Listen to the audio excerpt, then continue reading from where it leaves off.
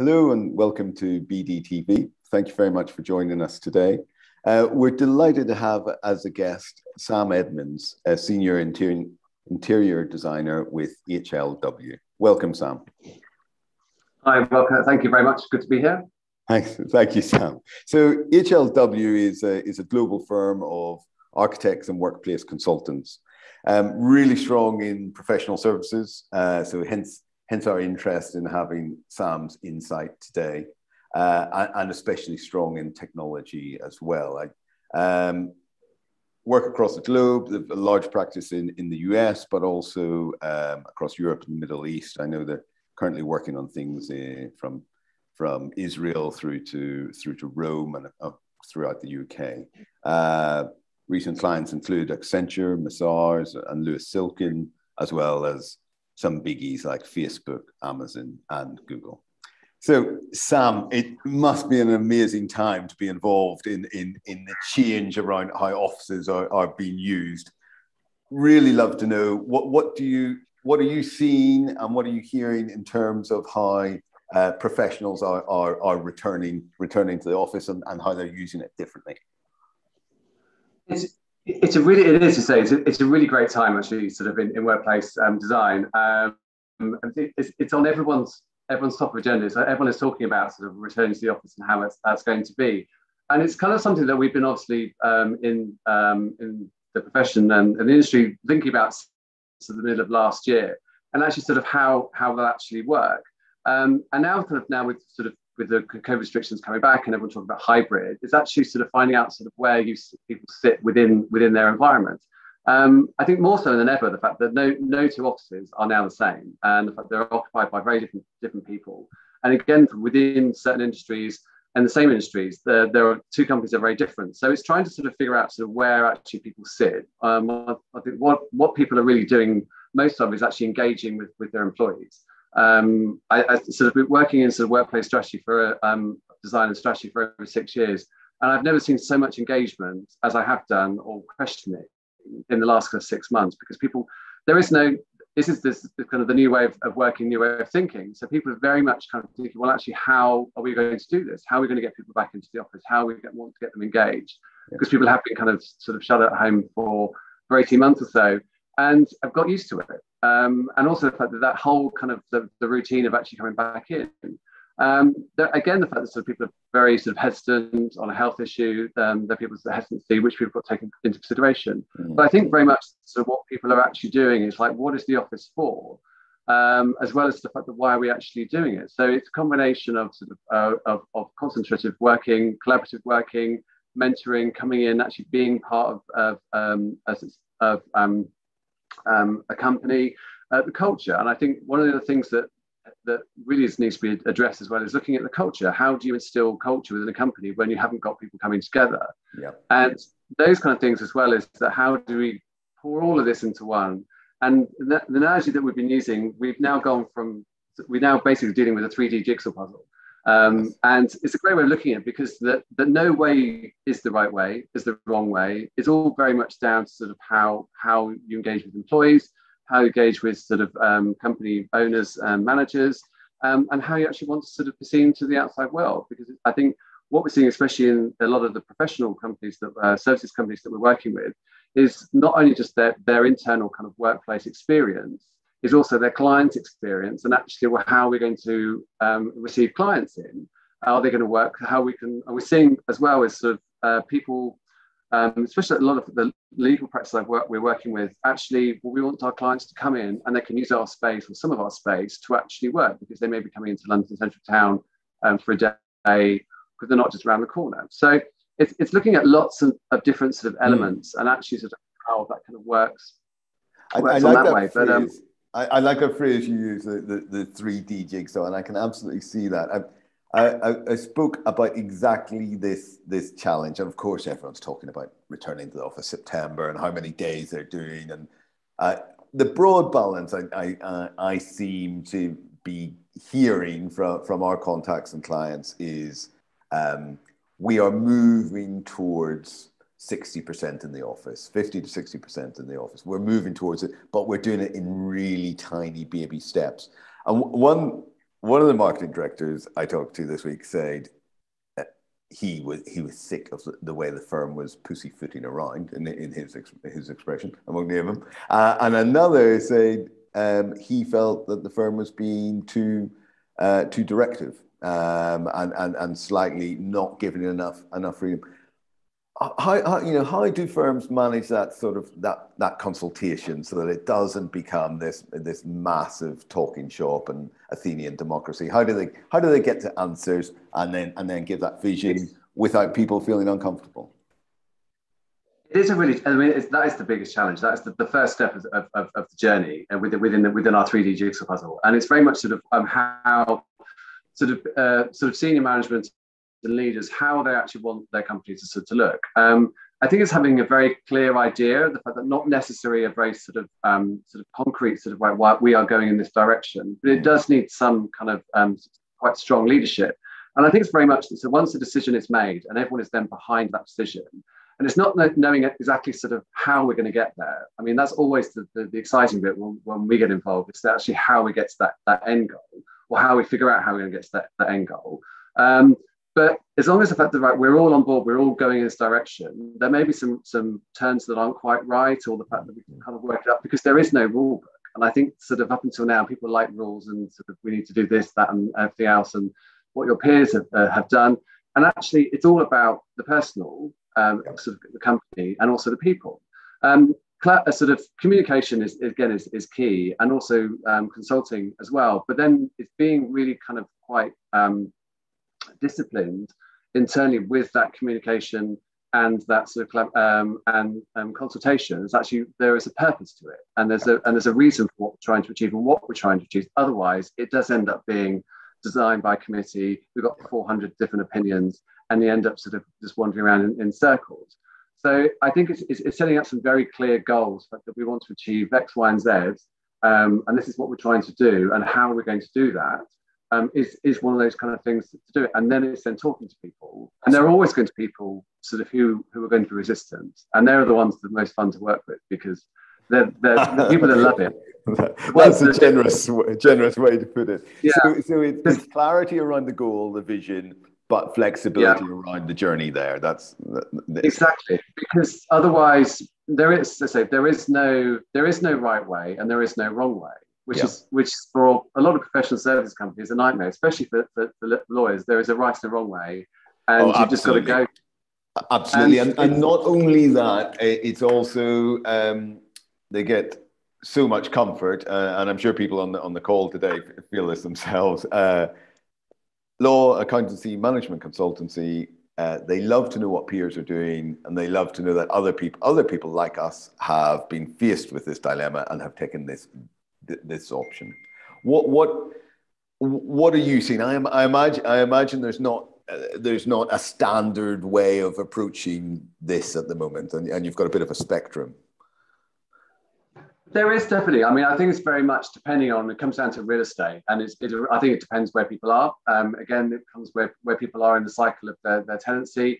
It's kind of looking, do we want to take more space? Do we want to take less space? And we work with clients who are doing both. I think we're working with Louis Silkin, who are actually sort of reducing their footprint, but also sort of going more of a sort of progressive, agile, hybrid sort of way of working, which is very different from where they're working at the moment, because they're also they want to be able to be seen, to be able to doing something that is a little bit more revolutionary. And they use revolution quite a lot in the way of their messaging, the fact that we're actually going to push this a long way. Yes. And we have other firms that we see, like other firms like Freshfields, who are actually adding more space in and adding back in offices, because that seems to be the consensus from that. So, and again, people say, well, that's really that's not the way of going. Again, it comes down to exactly how the firms actually want to work and how the people want to work. So there are some that like to have their own offices or sort of more open space or more collaborative space. And there's a difference between whether it's focused work, it's concentrated work. You may not have the right sort of setup at home for those situations. The idea, well, if you need to be more concentrated work at home, but if you live in a shared house with 5 housemates and no space, that gets very, very challenging. But also you want them to come in and work as a team as being collaborative. And I feel working in the creative industry, it's been challenging trying to create things over sort of Zoom and etc. From there. Actually standing up in a room and writing on the walls has been, in the last couple of months, has been great, because we can actually do things rather than sort of doing them at home. And it's getting those kind of boundaries back. And I think very much that looking at those kind of elements with, well, how do we work, what we actually do, and what are our tasks that we require us to be within an office environment, and that could end up being sort of a number of different things, whether it is to say going back to whether it's more focused or collaborative working, but then it's having that element of choice. And I think the fact that before the pandemic, everyone was going agile, and agile was seen as basically, okay, we can save some real estate, sort of, we don't have to have so much space. But it was easy. You just put in some desks and some collaborative, and everyone comes in when they're told to. Now it's, as I say, this becomes the 3D element of all of this, that people have that choice. They may want to work 2 days, 3 days, 4 days of work a week from home, or only come into the office once or twice a month. So trying to actually incorporate all of those elements into it, and also working with professional people who may be actually working at other client sites. So you've also taken that kind of very much sort of dynamic into it. So it's kind of looking really sort of what the main driver is of the people's main tasks are during the day, and how they actually do them. So it's taking the activity-based sort of working, and also the agile, and everything is agile now. You're either at home, someone's client's office, your office, a coffee shop, that kind of thing from there. So it's having that choice, but within sort of some sort of boundaries that enable a good space. And I imagine, you know, as you talk about Freshfields and Lewis Silkin, and I know some great people at both, but that the choices they're making seem to reflect a little bit of the culture of those firms. One being much more you know, about the future and revolutionary, and one being a little bit more perhaps around reserved and personal space. And I suppose that's going to become a sort of defining factor, both in terms of attracting employees and attracting clients, is seeing how that policy works. The one thing you said, which really surprised me, and of course it's obvious, but the most comment I've heard about the return has been quite simply a sort of vulgar delineation that work will be for together time, you know, heads up, collaboration, fun, and home if you want to get stuff done, if you want to work quietly. You're saying it's not quite that simple. It's not quite that binary. It's not. I think I did a couple of small projects for some marketing agencies last year, and they were kind of like sort of 60, 70 people. And they were like, well, we just don't need much space. They come to the end of the lease. We can just sort of get rid of, we don't need any desks. So, well, actually, you do, because your average age of your employees is around 32. So they're probably living in shared houses. They don't really have the right setup. It's not really compatible. So actually, they need to be able to come in to the office somewhere so they can work well, as well as coming into doing the kind of collaborative spaces. Yes. Yeah. So, and I think as well as that it's this knowledge share, and I think we're a danger of not being able to sort of learn by osmosis. And I think it's when you have junior people, when you're working within your team, it's so much easier if they're sat beside you while you're trying to teach them something, or they're trying to learn something, that you can then actually show them, or you need to do it like this way or that way, rather than them asking questions over Messenger. So it's kind of, because people then feel, I'm pestering someone because you're actually typing it across the screen. So it's this learning by osmosis and experience of them being around, which again is difficult to force, but it's trying to sort of create environments where actually you can hear people, what's going on. I think for us as well, when we all started coming back into the studio, is actually hearing what other people were doing on other projects that I wasn't working on. But when you're at home, you don't have that background noise of what else is happening. You're very much sort of only dealing with the people that you work with on a daily basis. So you get to know more, and that comes back to the culture element about what's going on further beyond your horizon of actually what you do on a day-to-day basis. And for some people, they're not worried about that at all. But for other people, it's kind of being part of a bigger company and actually understanding what's going on and being that culture. It builds it from there. And I think very much that sort of with that learning element, that when you try to force people, you're going to learn this for an hour today and an hour tomorrow. I think when you try to sort of break that up, it becomes a little bit forced. There's that whole kind of compulsory fun thing that sort of we're going to do. Again, it's like the company sort of, okay, we're doing a Zoom quiz. And it's like, I think people are kind of, again, it's forced rather than just being spontaneous. And I think when you're in the office or you're with people, spontaneity comes much more through and it becomes much more enjoyable. I mean, one of the words that we're using now and working with some change consultants as well is the fact that it's now becoming all about the experience.